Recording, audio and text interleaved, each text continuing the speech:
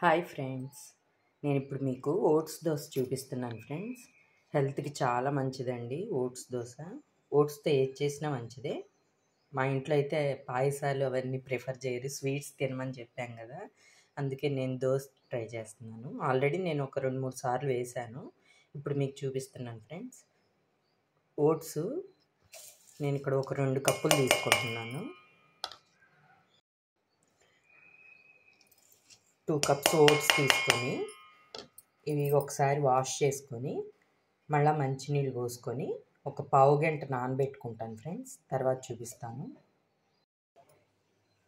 ఇదిగోండి, పావు గంట నాని కదా ఓట్స్. ఓట్స్తో పాటు మనం కరివేపాకు, ఉల్లిపాయ, చిన్న అల్లం ముక్క, 2 పచ్చిమిర్చి, ఉప్పు వేసి ఇవన్నీ మిక్సీ వేసుకుందాము. వేసాక చూపిస్తాను ఫ్రెండ్స్. ఇదిగోండి ఫ్రెండ్స్, మొత్తం నేను మిక్సీ వేసుకున్నాను. ఓట్స్ దోశ పిండి రెడీ అయిపోయింది. ఇంకా దోశ వేసుకోవడమే. వేసాక చూపిస్తాను ఫ్రెండ్స్. పల్లీ చట్నీతో తింటే చాలా టేస్టీగా ఉంటుంది. ఓట్స్ ఏదో రకంగా తీసుకుంటే హెల్త్కి మంచిదండి.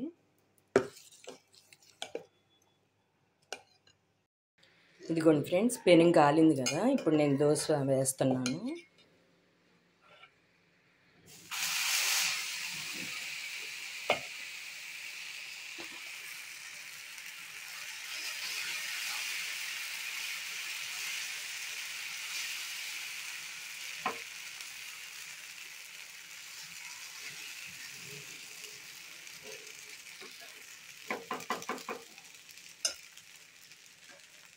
ఇది కొంచెం మందంగా వేసుకోవాలండి, ఎందుకంటే మనం ఇందులో పెరుగు కానీ బొంబాయి రవ్వ కానీ ఏమీ కలపలేదు కదా, అందుకని నేను కొంచెం మందంగా వేసాను. ఇదిగోండి ఫ్రెండ్స్, ఒకవైపు కాలింది కదా, ఇప్పుడు మనం రెండో వైపు తిప్పుకున్నాము.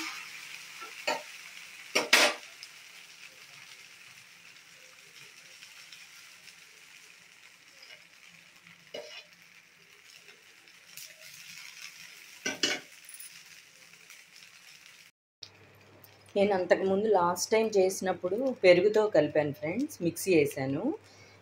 ఈసారి ఏం లేకుండా వేద్దామని ట్రై చేశాను. ఇందాక నాకు ఎందుకో సరిగ్గా వచ్చినట్టు అనిపించలేదు, అందుకే నేను 4 స్పూన్స్ బొంబాయి రవ్వ కలిపాను.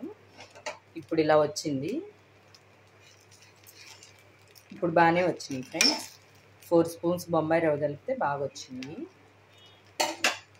ఓట్స్ దోశ రెడీ అయిపోయింది.